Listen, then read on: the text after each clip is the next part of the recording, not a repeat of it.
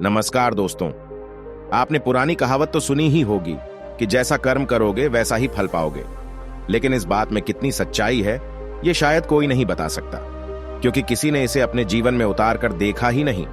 दोस्तों, वैसे ये बात तो सच है कि कोई भी कर्मों का फल प्राप्त किए बिना मुक्त नहीं हो सकता। कर्म के आगे किसी का जोर तथा रिश्वत भी नहीं चलती, और कर्म फल भी कर्म स्वभाव से ही प्राप्त होता है। इंसान के कर्म का फल कोई परमात्मा नहीं देता, व्यक्ति जो करता है वही उसे मिलता है। संत महात्मा कहते हैं, पका हुआ आम कभी कड़वा नहीं हो सकता, वो सदैव मीठा ही रहता है। इसी प्रकार से अच्छे कर्म का फल हमेशा सुखदायी होता है। इसलिए हमें सर्वदा अच्छे कर्म, श्रेष्ठ कर्म, उत्तम कर्म, जिसमें आत्मा को सुख हो, आत्मा की मुक्ति हो और सर्वजन के लिए हितकारी हो, ऐसा श्रेष्ठ कर्म सदैव करना चाहिए। तो दोस्तों, आइए सुनते हैं अपने गुरुजी के मुख से एक बौद्ध कहानी, जिसमें हमें कर्मों के फल के गणित के बारे में जानने को मिलेगा। इस कहानी में हमें कर्मों के फल के कुछ रहस्य जानने को मिलेंगे। बस आप इस कहानी को अंत तक सुनिएगा, और अगर हमारे चैनल को सब्सक्राइब नहीं किया है तो सब्सक्राइब जरूर कर लीजिए। एक समय की बात है, एक छोटे से गांव में एक संत रहते थे। उनका नाम स्वामी अमरानंद था। स्वामी अमरानंद गांव के लोगों के बीच बहुत प्रसिद्ध थे, क्योंकि उनके पास बहुत बड़ी ज्ञान की भंडार थी। वे लोगों के सभी समस्याओं के लिए सदैव तत्पर रहते थे और उन्हें संबल देने का प्रयास करते थे। एक दिन एक गांव के एक युवक ने स्वामी अमरानंद के पास आकर एक सवाल पूछा। उसने कहा, स्वामी जी, मेरे पास बहुत कम समय है और मैं अपने कर्तव्यों को पूरा नहीं कर पा रहा हूँ। क्या आप मुझे बता सकते हैं कि मेरे कर्मों का फल क्या होगा?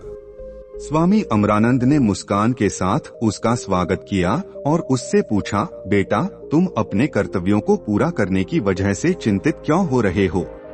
युवक ने कहा, स्वामी जी, मैं अपने परिवार को संपूर्णता देना चाहता हूँ और मैं उनकी उम्मीदों को पूरा नहीं कर पा रहा हूँ। मुझे डर है कि मैं अगले जन्म में इसी कीमत पर भुगतान करना पड़ेगा। स्वामी अमरानंद ने उसकी परेशानियों को सुनकर विचार किया और फिर कहा, बेटा, तुम्हारी परेशानी समझी जाती है, लेकिन कर्म और उनके फल के बारे में समझने के लिए तुम्हें मेरे साथ चलना होगा। युवक ने स्वामी जी के साथ चलने को तत्परता से मान लिया। स्वामी ने उसे एक बड़े पेड़ के नीचे बुलाया और उसे कहा, इस पेड़ को देखो, यह एक अमरूद का पेड़ है। तू इस पेड़ पर चढ़कर इस पर बगीचे में बिताए गए समय की कहानी सुनने की कोशिश करेगा। युवक ने स्वामी की सीधी निगाह में देखते हुए पेड़ पर चढ़ा और वहां एक खास अमरूद के पेड़ के पास बैठ गया। स्वामी ने शुरू की बातचीत, बेटा, तुम्हें यह जानने की कोशिश करनी चाहिए कि इस अमरूद का पेड़ यहाँ कैसे पहुँचा। युवक ने कहा, स्वामी जी, शायद कोई व्यक्ति यहाँ अमरूद खाकर इस बगीचे में बिताए गए समय में बैठ गया होगा। स्वामी ने मुस्कान के साथ उसे सराहा और कहा, बहुत अच्छा, तूने एक सही जवाब दिया है। इस अमरूद का पेड़ इसलिए यहाँ है क्योंकि किसी व्यक्ति ने इस अमरूद का फल यहाँ खाया और फिर यहाँ बैठ गया। युवक ने हैरानी भरे चेहरे से पूछा, स्वामी जी, लेकिन उस व्यक्ति ने इसे खाने के लिए बहुत मेहनत की होगी। वह अमरूद की खेती की होगी, सोख और फिर इसे इस स्थान पर लाने का काम किया होगा। उसने इसके लिए बहुत प्रयास किए होंगे, फिर उसने इसे यहाँ खाया होगा।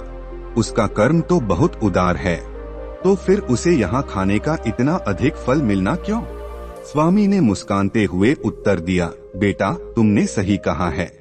उस व्यक्ति ने वास्तव में बहुत मेहनत की है और उसका कर्म बहुत उदार है, इसीलिए उसे इतना बड़ा फल मिला है। तुम्हारे कर्मों का भी फल तुम्हें उसी प्रकार मिलेगा। युवक ने गहरी सोच के बाद पूछा, स्वामी जी, मेरे कर्मों का फल मुझे कैसे मिलेगा? और क्या मैं अपने कर्मों के फल को किसी अन्य तरीके से प्राप्त कर सकता हूँ? स्वामी ने युवक को ध्यान से सुना और उसे बताया, बेटा, तुम्हें अपने कर्मों का फल इसी जीवन में ही मिलेगा। जैसा कि तुमने देखा, अमरूद का पेड़ अपने फलों के कारण यहाँ है। तुम भी अपने कर्मों के फल को अपने साथ लेकर आगे जाओगे। युवक ने पूछा, स्वामी जी, कृपया मुझे अपने कर्मों के बारे में और बताइए। स्वामी ने मुस्कान के साथ कहा, बेटा, तेरे कर्म तेरे जीवन के प्रत्येक क्षण में दिखाई देते हैं। जो भी तू कर्म करता है उसका फल तुझे मिलेगा। कर्म कोई छोटा नहीं होता, चाहे वह अच्छा हो या बुरा, उसका फल तुझे प्राप्त होता है। इसलिए तू अपने कर्मों को सत्य, न्याय और प्रेम के साथ करने का प्रयास कर। युवक ने स्वामी की बातों को ध्यान से सुना और उसके मन में विचार आया कि उसे अपने कर्मों का अच्छे से ध्यान रखना चाहिए। वह स्वामी से आशीर्वाद लेकर अपने घर की ओर चला गया। स्वामी अमरानंद ने युवक को सही मार्गदर्शन दिया और उसने उसे अपने कर्मों की महत्वपूर्णता को समझाया। उसने यह सिखाया कि हर कर्म अपने फल के रूप में वापस आता है और जीवन में सत्य, न्याय और प्रेम के साथ कर्म करना आवश्यक है। इसी तरह युवक ने अपने जीवन के कर्मों को समझना शुरू किया और उसने अपने कर्मों को नेक और सच्चे बनाने का निर्णय लिया। इस कहानी के माध्यम से हमें यह बताया गया कि हमारे कर्म हमारे जीवन को कैसे प्रभावित करते हैं और हमें सच्चे, नेक और प्रेमपूर्ण कर्म करने की आवश्यकता होती है। इसके माध्यम से हमें यह भी सिखाया जाता है कि अपने कर्मों के फल के लिए हमें समय, प्रयास और त्याग की आवश्यकता होती है।